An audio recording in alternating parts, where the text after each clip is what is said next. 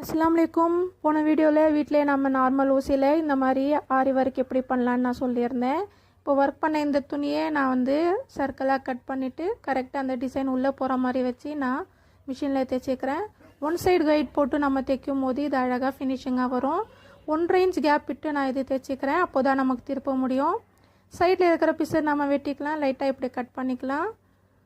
பாருங்கள், இப்படி திருப்பிட்டு நம்ம கட் பண்ண இந்த சின்ன சின்ன துணிங்கள்லாம் இருக்கும்ல, அதை உள்ளே போட்டுக்கலாம். இல்லை ஸ்பாஞ்சு இளம் பஞ்சு இருந்தால் கூட நம்ம போட்டுக்கலாம். அப்போ தான் நமக்கு பார்க்க அழகாக ரவுண்டாக பஃபியாக தெரியும்.